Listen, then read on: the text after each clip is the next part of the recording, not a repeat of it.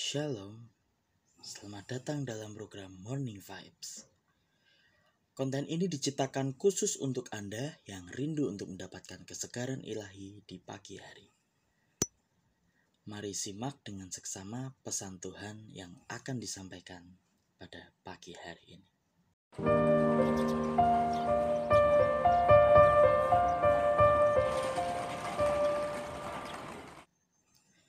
Ketemu lagi bersama saya, Christian Oksa. Di pagi yang sejuk ini, masih dingin saudara sebenarnya ya. Tapi nggak apa-apa karena ini waktunya kita untuk memulai aktivitas kita di pagi hari ini dengan membaca Alkitab dan mendapatkan rema daripada Tuhan. Mari teman-teman semuanya, saya ajak dimanapun teman-teman berada, mari kita berdoa. Selamat pagi Tuhan Yesus, selamat pagi Roh Kudus. Terima kasih untuk setiap penyertaan-Mu. Terima kasih untuk setiap perlindungan-Mu. Terima kasih untuk setiap apa yang telah Kau berikan di dalam hidup kami. Pagi ini Bapa, kami akan membaca firman-Mu. Tolong beri hikmat untuk setiap kami, agar semua dari kami yang melihat tayangan Morning Vibes mendapatkan rema yang daripada-Mu Tuhan, sehingga setiap aktivitas kita pada hari ini selalu ada dalam pimpinan Roh Kudus. Berbicaralah Tuhan pada setiap kami. Dalam nama Tuhan Yesus. Haleluya. Amin. Oke teman-teman, kalau di konten yang kemarin kita sudah membaca di Kisah Para Rasul 1. Dan saat ini kita akan lanjut ke Kisah Para Rasul yang kedua. Dimulai dari ayat yang pertama teman-teman. Ketika tiba hari Pentakosta, semua orang percaya berkumpul di satu tempat.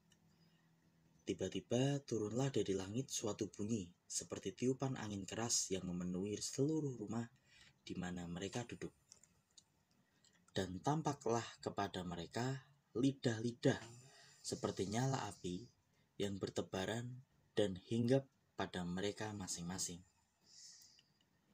Maka penuhlah mereka dengan Roh Kudus. Lalu mereka mulai berkata-kata dalam bahasa-bahasa lain, seperti yang diberikan Roh Kudus itu kepada mereka untuk mengatakannya. Ya, untuk pembacaan di ayat yang pertama sampai ayat yang keempat ini kita sudah tahu teman-teman, bahwasanya di ayat yang pertama sampai ayat yang keempat ini berbicara tentang awal mula pencurahan Roh Kudus yang dialami oleh para rasul ketika Tuhan Yesus telah naik ke surga. Mari teman-teman kita lanjutkan pembacaannya mulai dari ayat yang kelima. Waktu itu di Yerusalem diam orang-orang Yahudi yang saleh dari segala bangsa di bawah kolong langit. Ketika turun bunyi itu, berkerumunlah orang banyak. Mereka bingung karena mereka masing-masing mendengar rasul-rasul itu berkata-kata dalam bahasa mereka sendiri. Mereka semua tercengang-cengang dan heran, lalu berkata, "Bukankah mereka semua yang berkata-kata itu orang Galilea? Bagaimana mungkin kita masing-masing mendengar mereka berkata-kata dalam bahasa kita sendiri, yaitu bahasa yang kita pakai di negeri asal kita? Kita orang Partia, Media, Elam, penduduk Mesopotamia, Yudea, dan Kapadokia, Pontus dan Asia, Frigia dan Pamfilia, Mesir, dan daerah-daerah Libya yang berdekatan dengan Kirene, pendatang-pendatang dari Roma, baik orang Yahudi maupun penganut agama Yahudi, orang Kreta dan orang Arab. Kita mendengar mereka berkata-kata dalam bahasa kita sendiri tentang perbuatan-perbuatan besar yang dilakukan Allah." Jadi apa yang mereka lihat, apa yang masyarakat lihat kala itu saat pencurahan Roh Kudus Roh Kudus turun di atas para rasul. Yang dilihat orang-orang masyarakat di tempat itu adalah para rasul ini berbicara. Mereka berbicara, berbincang-bincang. Mereka mengalami Roh Kudus, kemudian mereka berbincang-bincang. Namun anehnya, mereka berbincang-bincang dengan bahasa mereka sendiri. Jadi kayak ada yang orang Partia, orang Media, orang Elam. Mereka berbicara tentang apa? Tentang perbuatan-perbuatan besar yang dilakukan Allah. Namun mereka saling menanggapi itu dengan bahasa mereka sendiri, teman-teman. Dan itu nyambung. Bayangkan, kalau orang-orang yang belum mengalami Roh Kudus saat itu, ketika melihat itu, pasti mereka akan terheran-heran, teman-teman. Bagaimana bisa orang berbicara tentang perbuatan-perbuatan besar Allah dengan bahasa mereka masing-masing? Mereka sangat terheran-heran.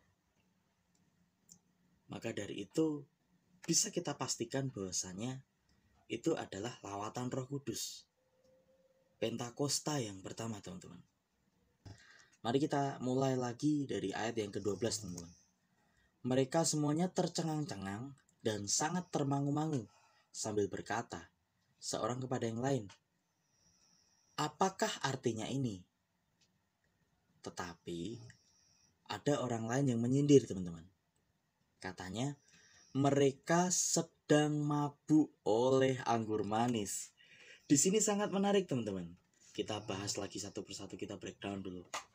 Jadi, ketika mereka dilanda kebingungan, masyarakat yang tinggal di sekitar para rasul, mereka dilanda kebingungan, otomatis mereka bingung karena mereka belum mengalami Roh Kudus.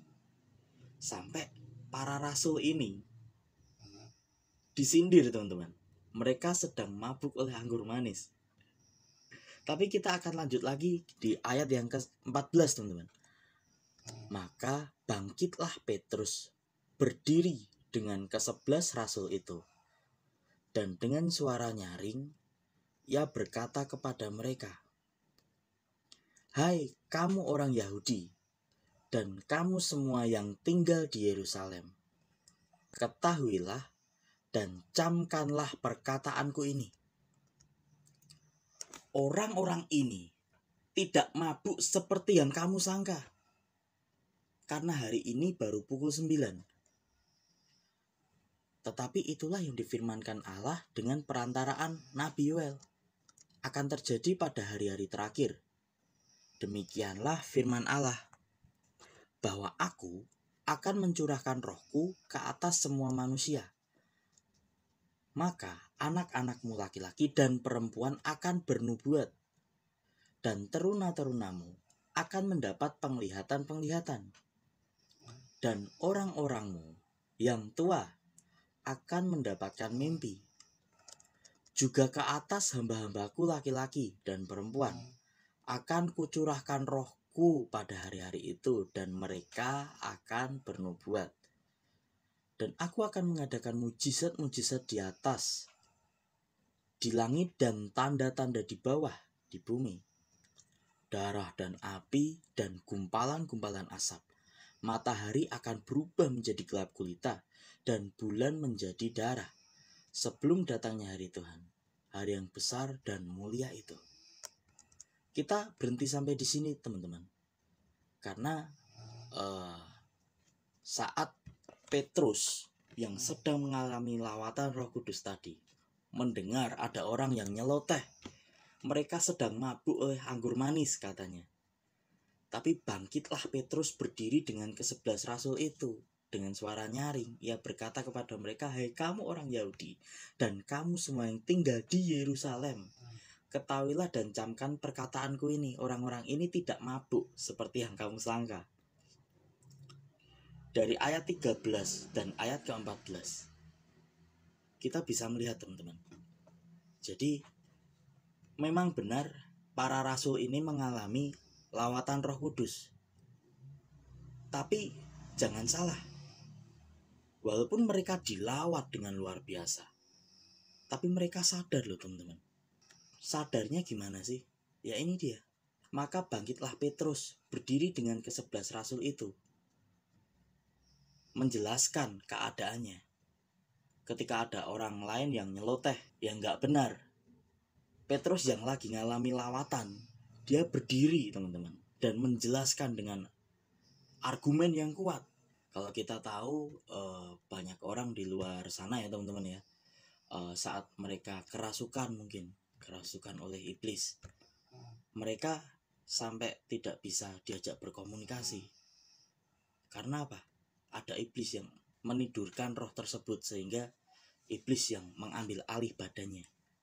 Tapi kita melihat bahwasanya saat lawatan Roh Kudus itu berbeda dengan orang kerasukan teman-teman.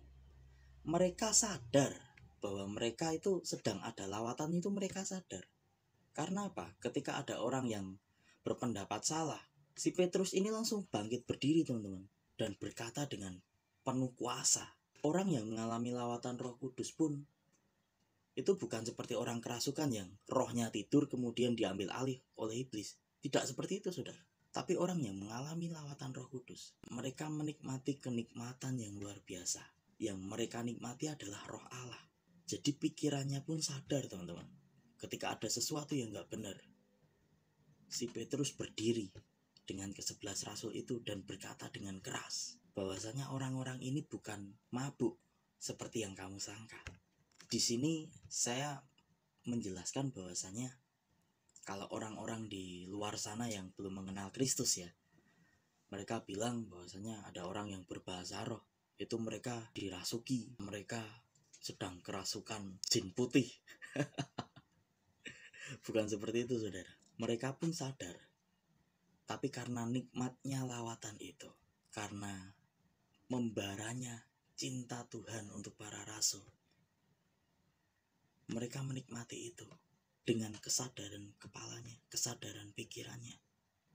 Mereka berbicara dengan bahasa-bahasa mereka sendiri. Tapi mereka sadar bahwasanya ini nih, Roh Kudus nih kayak gini nih. Begitu saudara. Ketika sampai detik ini Anda belum percaya dengan Roh Kudus, atau mungkin Anda percaya dengan Roh Kudus, tapi Anda menolak bahwasanya Roh Kudus itu masih ada di zaman ini, saya mohon dengan hormat, bertobatlah. Supaya apa sih saudara? Kita bisa lihat dari ayat 13 dan ke-14 perbedaannya teman-teman. Kontrasnya bahwasanya orang yang hidup tidak mengandalkan Roh Kudus dan orang yang hidup mengandalkan Roh Kudus, ada yang berbeda teman-teman. Salah satu perbedaannya, di setiap ucapannya ada kuasa yang itu dapat menjamah banyak orang. Pembacaan berhenti sampai di sini teman-teman, karena Roh Kudus berbicara begitu kuat bahwasanya banyak orang yang mungkin berdoa atas nama Bapa, atas nama Tuhan Yesus, atas nama Roh Kudus, tapi mereka tidak benar-benar mau untuk hidup di dalam Roh Kudus. Mari saudara, saya ajak untuk teman-teman semua yang ada di luar sana, mari kita undang Roh Kudus untuk masuk di dalam hidup kita, agar setiap pikiran kita, setiap apa yang kita lakukan, jiwa dan roh kita, semuanya dikuasai oleh Roh Kudus. Sehingga apapun yang kita kerjakan, selalu ada perkataan firman dan itu ada kuasanya. Mari teman-teman, saya ajak semuanya, para subscriber dari Sinergi Kota Beriman, mari kita berdoa.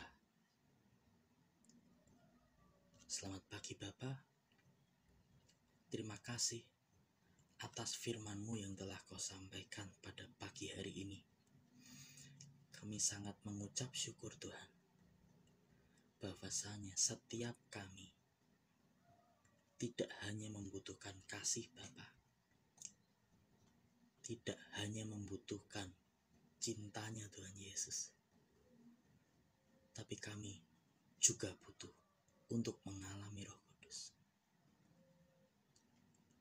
Mari teman-teman, di tangan yang kiri pegang dadamu, dan tangan yang kanan arahkan ke layar. Di dalam nama Yesus, pada pagi hari ini Tuhan, hamba berdoa untuk setiap subscriber Sinergi Kota Beriman. Tolong Tuhan, curahkanlah Roh Kudus-Mu untuk setiap teman-teman subscriber Sinergi Kota Beriman. Pagi ini juga, di dalam nama Yesus, Roh Kudus masuk menguasai hidupmu. Roh Kudus masuk mengambil alih hidupmu. Di dalam nama Yesus, tercurahlah Roh Kudus. Koralaya shikinaralapaisik. Kirashinarashinaralaisik. Kiralapaya shikinarala. Iralata shikinarala. Uralapaya shikinarala. Di dalam nama Yesus, teruslah berkarya Roh Kudus. Kami serahkan Tuhan untuk setiap aktivitas kami ke dalam tangan. Lanjutkan setiap acaramu bagi setiap kami pribadi masing-masing yang menonton tayangan Morning Vibes ini. Kami serahkan semuanya, kehidupan kami, ke dalam tangan. Terima kasih Tuhan Yesus. Kami telah berdoa dan mengucap syukur. Haleluya. Amin. Terima kasih teman-teman semuanya. Semoga tayangan ini menjadi bekal Anda untuk melangkah di pagi hari ini. Selamat beraktivitas. Tuhan Yesus memberkati.